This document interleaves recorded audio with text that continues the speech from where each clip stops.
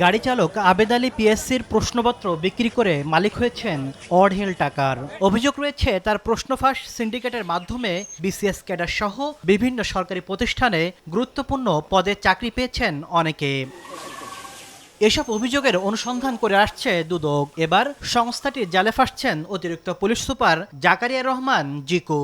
তার বিরুদ্ধে অভিযোগ, আবেদ আলী সিন্ডিকেটের কাছে প্রশ্ন কিনে ক্যাডার হওয়ার। অনুসন্ধানে নেমে আদালতের মাধ্যমে তার দেশত্যাগে নিষেধাজ্ঞা দিয়েছে দুদক। জাকারিয়া রহমান জিকু অতিরিক্ত পুলিশ সুপার আসামি সৈয়দ আবেদ আলী জীবন পিএসসি প্রশ্ন ফাঁস চক্রের সাথে জড়িত হয়ে জ্ঞাত আয় বহির্ভূত সম্পদ এবং মানি লন্ডারিং এর অভিযোগ আমাদের এখানে অনুসন্ধানাধীন রয়েছে।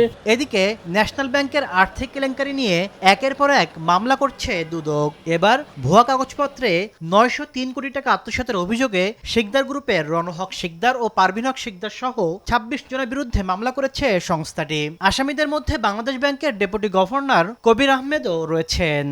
ঋণ অনুমোদন, উত্তোলন এবং নগদে পে অর্ডার এবং ক্লিয়ারিং এর মাধ্যমে স্থানান্তর, রূপান্তর এবং হস্তান্তর করার অপরাধ অনুসন্ধানকালে অভিযোগ প্রমাণিত হয়, মামলা রুজুর সিদ্ধান্ত গৃহীত হয়েছে। এছাড়া ৩০ কোটি টাকা আত্মসাতের মামলায় পিকে হালদার সহ ১৮ জনের বিরুদ্ধে চার্জশিট অনুমোদন দেয় দুদক। পাশাপাশি সাবেক ভূমিমন্ত্রী সাইফুজ্জামান চৌধুরী জাবেদ সহ ৩৬ জনের বিরুদ্ধে ২৫ কোটি টাকা আত্মসাতের মামলায় চার্জশিট দাখিলের সিদ্ধান্ত নিয়েছে কমিশন।